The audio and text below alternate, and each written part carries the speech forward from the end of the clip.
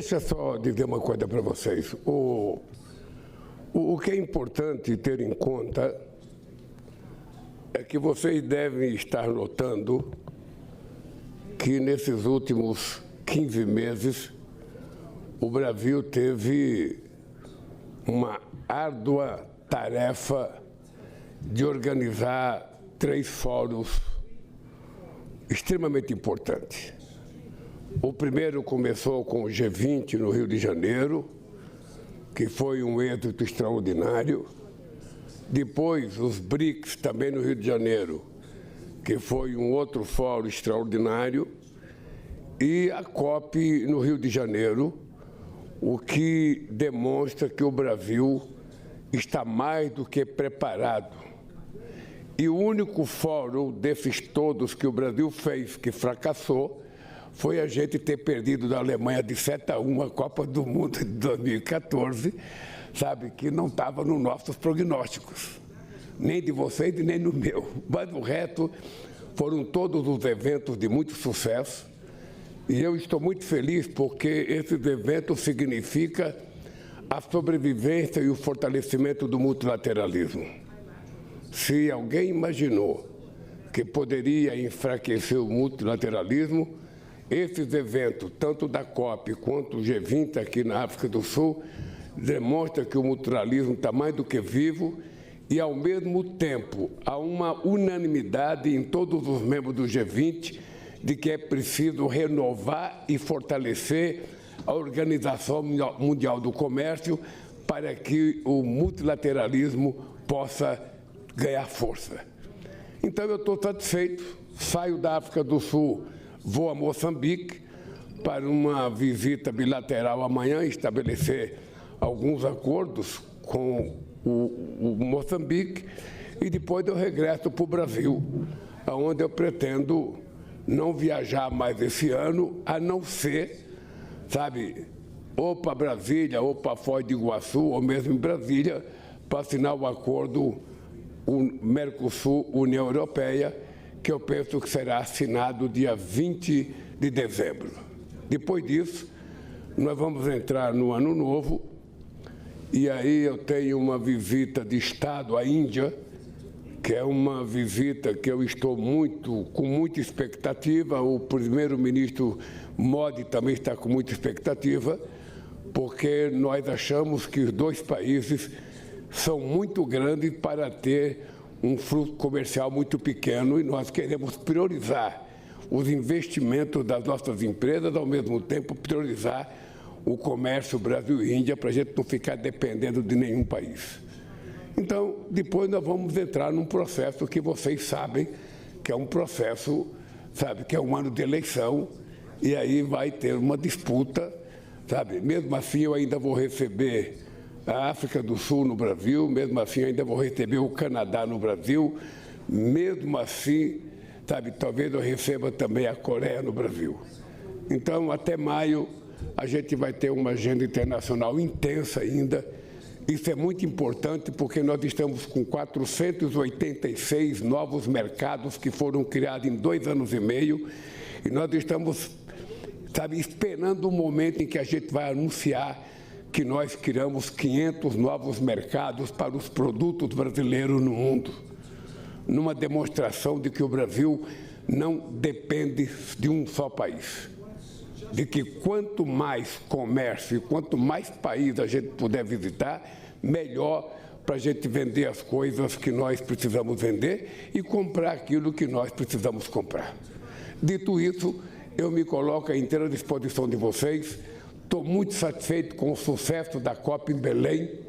Aqueles que imaginavam que Belém não estava preparado, que não ia dar certo a COP foi um sucesso extraordinário e eu tenho certeza que as pessoas que foram, que tiveram oportunidade de conhecer a cidade, que tiveram oportunidade de conhecer a culinária da cidade de Belém, devem ter voltado maravilhados. Quem não fez isso, sabe, se arrependeu. Vamos às perguntas. Vamos começar com Daniel Carvalho, da Bloomberg. Oi, presidente. Aqui desse lado. Tudo bem, presidente. Presidente, queria perguntar sobre o G20. Foi um fórum que ele já começou esvaziado esse ano, com a ausência do presidente Trump, do Xi Jinping. Vários líderes ontem nos discursos falaram do risco do fim do G20. Eu queria saber, para o senhor, qual é a solução para manter a vitalidade e manter o G20 vivo, por favor. Obrigado. Olha, primeiro, se vocês acompanharam o G20, não é a primeira vez que falta um líder importante. Em outras vezes, nós já fizemos o G20 sem lideranças importantes que não puderam participar. O presidente Xi Jinping não veio, mas veio o primeiro vice-ministro dele, ou seja, o primeiro ministro da China. Então, a China está representada com a forte delegação. O presidente Trump não veio, mas ele vai ter que presidir o próximo G20 nos Estados Unidos. E ele vai estar presente e todos nós iremos lá prestigiar o G20. A ausência de um dirigente não significa nada para o G20. Não significa nada, porque o G20 são as 20 maiores economias do mundo, e eu acho que o G20 hoje é o grande fórum de decisões multilaterais e que tem a respeitabilidade de toda a economia. Estavam todos os países representados, menos os Estados Unidos. Em outras vezes, não veio um ou outro país e o G20 continua fortalecido e vai ser muito fortalecido. Qual é a minha inquietação com o G20? A minha inquietação é que nós precisamos começar a tomar decisões para que alguma coisa seja colocada em prática até o próximo fórum, porque senão vai dar um vazio e as pessoas vão ficando desestimuladas. Então, o que nós precisamos é colocar em prática as coisas que nós decidimos, e isso eu acho que ficou claro para todo mundo com o documento assinado em Joanesburgo. Passar a palavra para a Julie, da AFP. Por que você não vem traduzir aqui para mim? Porque está traduzindo para o jornalista simultaneamente, presidente. O jornalista, todo mundo fala inglês, pô. Não, eles estão aqui Por favor. com o fone montado e tal. Está ouvindo? Just a minute. Can Estou go. ouvindo. Mas eu não gosto desse negócio aqui, não. Vamos lá. Excepcional. Boa tarde, senhor presidente. You just spoke about the G20, but I'm wondering if you think that the fact Você that the está declaration... traduzindo só para você. Fala alto, cara. Eu não estou ouvindo aqui. Então você vai perto dela, Tantas. Então vai perto dela para você ouvir e traduzir para mim, cara. No problem. Ficar sussurrando no meu ouvido, só a Janja. Você, pô. Okay, so Let's go. let's go slowly. We'll do consecutive. Do you think that the fact that a declaration was adopted without the US being present in the room is a sign that the world can go on without the US, even if the US boycotts such summits in the future? Presidente, você acha que o fato da declaração ter sido assinado sem a presença dos Estados Unidos, isso é um sinal que pode enfraquecer para o futuro reuniões desse tipo? Não. É sinal que os Estados Unidos não estavam presentes. É só isso. The US wasn't here present. O único sinal é isso. Os Estados Unidos não estavam presentes. Portanto, nós não sabemos se ele concordou ou não concordou. É só isso. Não tem nenhum outro significado. It doesn't have any other meaning. O presidente Trump tem dado demonstrações já há alguns meses. Ele já se afastou da Unesco, ele já se afastou da Organização Mundial do Comércio, sabe? Ele está tentando fazer uma pregação prática, sabe, do fim do multilateralismo, tentando fortalecer o unilateralismo. E eu acho que vai vencer o multilateralismo, porque todo mundo aqui sabe que juntos nós seremos muito mais fortes, muito mais competentes e temos mais facilidade de resolver o problema do mundo. Vamos à próxima pergunta. Murilo Salviano, da TV Globo, por favor. Oi, presidente. Boa tarde para o senhor. COP30 finalizada no Brasil. Todos nós sabemos da dificuldade de se aprovar um texto com mais de 190 países presentes numa mesa. O tal mapa do caminho para acabar com os combustíveis fósseis acabou não entrando no documento final. Era um ponto que o senhor investiu bastante energia política. A quem o senhor responsabiliza esse resultado? O senhor falou que se sente está satisfeito. O senhor está realmente satisfeito com o que foi estabelecido ali no documento documento final da COP30. E já que o senhor citou o 7-1 da Alemanha, na COP a gente teve outro 7-1 que foi em delicadeza do primeiro-ministro alemão. O senhor teve uma bilateral com ele, teve a oportunidade de conversar ali sem a imprensa presente. Quero saber se o senhor puxou a orelha dele, o que é que o senhor disse sobre Belém? Não, eu apenas contei uma história para o primeiro-ministro alemão. Eu disse para ele que a nossa cabeça pensa onde os nossos pés pisam. Como possivelmente ele não tenha saído à noite, não tenha comido a maniçoba, não tenha comido um filhote e não tenha dançado o carimbó, ele veio para o Brasil, mas a cabeça dele ficou em Berlim. Então ele não conseguiu conhecer Belém. Eu disse isso para ele, e disse para ele que quando eu vou para Berlim, embora eu goste muito do Brasil, quando eu chego na Alemanha eu como chucrutes, como joelho de porco, compro linguiça nas carrocinhas, salsicha e como, porque eu não vou viajar para outro país para ficar querendo comer feijoada. Não vou viajar para outro país para ficar comendo. Então, eu acho que é um problema de experiência política. Acho que na outra vez que ele vier ao Brasil, eu acho que ele vai aprender a gostar do Brasil. Nós marcamos uma bilateral, eu estarei em Hannover, na maior feira industrial do mundo. Estarei em Hannover para provar que o nosso combustível, o nosso óleo diesel, a nossa gasolina emite menos CO2 do que o combustível deles. Vou fazer um teste lá. Já desafiei ele, desafiei a Mercedes-Benz, que nós vamos provar que o combustível do Brasil emite menos CO2 que o combustível dos outros países. Bem, o que acontece de fato e de direito? Veja, quando nós introduzimos a discussão sobre o mapa do caminho, nós sabíamos que era um tema polêmico, afinal de contas o Brasil é um produtor de petróleo, nós estamos tirando 5 milhões de barris por dia, não é pouca coisa.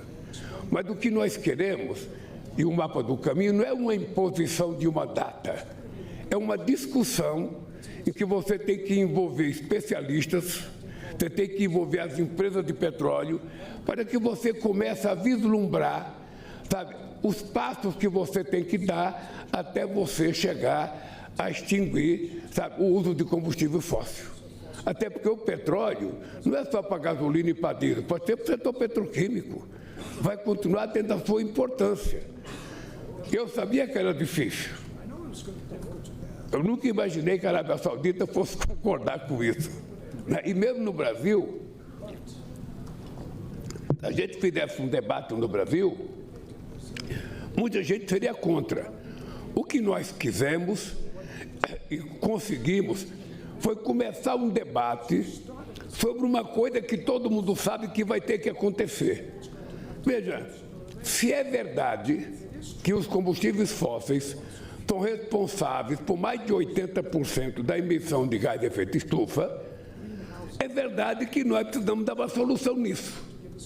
No caso do Brasil, nós estamos dando melhor do que qualquer outro país, com a introdução de 15% de biodiesel no óleo diesel e com a introdução de 30% de etanol na gasolina. Então, o Brasil já está dando uma lição de que é possível você diminuir o uso, sabe, de combustível fóssil. O Brasil não está inventando, o Brasil está dando exemplo do que é possível. Os outros países podem fazer isso. Por exemplo, o continente africano, que precisa se desenvolver, que precisa gerar emprego, pode ser um grande produtor dessa matéria-prima para exportar para os países que não têm aonde plantar, como a União Europeia toda. Então, o que nós colocamos é o seguinte: é possível. Não sei se você percebe, todo ano a Europa ela inventa um novo mix tecnológico dos caminhões. Então era Euro 1, Euro 2, Euro 3, Euro 4, Euro 5, Euro 7. Cada vez que ela aumenta um euro, que é um mix tecnológico para diminuir a emissão, o caminhão aumenta aqui no Brasil 15%. Eu disse para eles que o Brasil não precisava utilizar o mix dele, porque o nosso combustível é diferente do combustível dele. E por isso que eu disse naquele dia que a Mercedes-Benz foi visitar o Palácio do Planalto, que eu quero levar o combustível para lá e fazer um teste lá. Não quero fazer um teste aqui no Brasil. Eu quero fazer um teste lá para provar que nós temos melhores condições de emitir menos CO2 do que eles. Então, eu acho que a discussão foi extraordinária, ela foi um grande começo. Você estava com a Copa mais ou menos dividida, você tinha 80 e poucos países contra, 88 países a favor. Foi muito difícil mudar de decisão, foi muito difícil. E nós mudamos de decisão porque a gente era o país sede, a gente queria construir um documento único. Depois nós conversamos 2 horas da manhã, 3 horas da manhã, falamos com a Ursula von der Leyen aqui, falamos com o Antônio Costa, falamos com o Macron, telefonamos para o André muitas vezes, para a Marina muitas vezes, telefonamos para o Petro, telefonamos para a ministra do Petro, ou seja, eu sei que deu certo. Aprovou-se um documento único e o multilateralismo saiu vitorioso na COP30 e Belém ficou maravilhosamente bonita para o povo do Pará. É isso. Vamos à próxima pergunta. Pedro Alonso, da Agência F, por favor.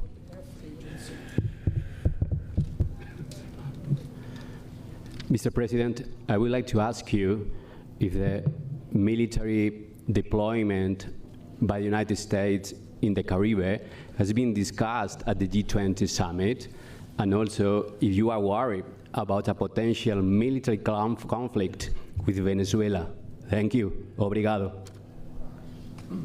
Obrigado. Presidente, eu queria saber se todo o aparato militar no Caribe, de frente para a Venezuela, se isso foi discutido no G20, que eu sei que é uma preocupação sua. And what was the last part of your question? Você está preocupado, então, com isso, que você teria um conflito em potencial? Veja, eu tô preocupado porque a América do Sul é considerada uma zona de paz. Nós somos um continente que não temos, sabe, armas nucleares, não temos bomba atômica, não temos nada. Lá o nosso negócio é trabalhar para se desenvolver e crescer. A mim me preocupa muito o aparato militar que os Estados Unidos colocou no Mar do Caribe. A mim me preocupa muito. E eu pretendo conversar com o presidente Trump sobre isso, porque está me preocupando. O Brasil tem responsabilidade na América do Sul, o Brasil faz fronteira com a Venezuela e não é pouca coisa, e eu acho que não tem nenhum sentido você ter uma guerra agora. Ou seja, não vamos repetir o erro que aconteceu na guerra da Rússia e da Ucrânia. Ou seja, para começar, basta dar um tiro. Para terminar, não se sabe como termina. Então é importante que a gente tente encontrar uma solução antes de começar. Então eu quero dizer que eu estou muito preocupado e gostaria que não acontecesse, sabe, nada militarmente na América do Sul. Passar a próxima pergunta, André Fontinelles, da Folha de São Paulo. Presidente, boa tarde. Boa tarde. 6 anos atrás, o Jair Bolsonaro era presidente e o senhor estava na prisão. Agora, Tem um problema no áudio? Voltou. Agora, Jair Bolsonaro teve a prisão decretada. Queria saber que reflexão o senhor teve ao ser informado da notícia e das circunstâncias particulares com tentativa de inutilização da tornozeleira eletrônica. E queria saber também se o senhor acha que isso pode provocar algum retrocesso na melhoria da relação com o presidente Trump recente. Olha, a primeira coisa é que eu não faço comentário sobre uma decisão da Suprema Corte. A Justiça tomou uma decisão, ele foi julgado, ele teve todo o direito à presunção de inocência, foram praticamente 2 anos e meio de investigação, de delação, de julgamento, ou seja, então a Justiça decidiu, está decidido, ele vai cumprir com a pena que a Justiça determinou e todo mundo sabe o que ele fez. Então, eu não tenho mais comentário a fazer. E sobre o presidente Trump, ele teria reagido dizendo uma pena? Acho que não tem nada a ver. Acho que o Trump tem que saber que nós somos um país soberano, que a nossa justiça decide e o que decide aqui está decidido. Vamos passar para a próxima pergunta. A Patrícia Pinheiro, por favor, da Rede TV. Boa tarde, presidente. Mercosul. O senhor ontem se encontrou com Ursula, com Macron. E o senhor acha que definitivamente agora a gente pode ter uma garantia de que esse acordo será assinado e será assinado ainda no seu mandato como presidente do Grupo Mercosul, da gestão esse ano? O senhor acha que o presidente Macron vai abrir o coração, como o senhor pediu para ele, quando o senhor se encontrou com ele na França? Eu vou só dizer uma coisa. Eu não estou fazendo acordo com a França. Eu estou fazendo acordo com a União Europeia, que tem tanto o presidente da comissão como a secretária Ursula von der Leyen, como os negociadores. Eles representam toda a União Europeia. É com eles que eu estou fazendo acordo. Eu posso lhe garantir que no dia 20 de dezembro estarei assinando o acordo União Europeia-Mercosul. E você estará convidada para fazer cobertura ao vivo, sabe? Porque é um momento de muito especial para o Mercosul e um momento especial para a União Europeia. É um acordo que envolve praticamente 722 milhões de habitantes e envolve 22 trilhões de PIB. É uma coisa extremamente importante, possivelmente seja o maior acordo comercial, sabe, do mundo. E aí, depois que a gente assinar o acordo, vai ter ainda muita tarefa para a gente poder começar a usufruir, sabe, das benesses desse acordo. Mas vai ser assinado. Já que o senhor me convidou, eu preciso comprar passagem. Seria Brasília ou Foz do Iguaçu? Eu vou fazer em Brasília. Eu vou fazer em Brasília porque, possivelmente, nós temos um problema com o Paraguai, que não pode participar dia 20. Possivelmente, a gente marque o Mercosul, marque a reunião do Mercosul para o começo de janeiro e a gente assina no dia 20 de dezembro. Bom, vamos... Peraí, gente. Depois a gente tira a dúvida sobre o caso. Tá bom? Vamos para a última pergunta, a Nelly Python, da Reuters. Hello, Just a second. Okay. Mr. President, Nellie Payton from Reuters.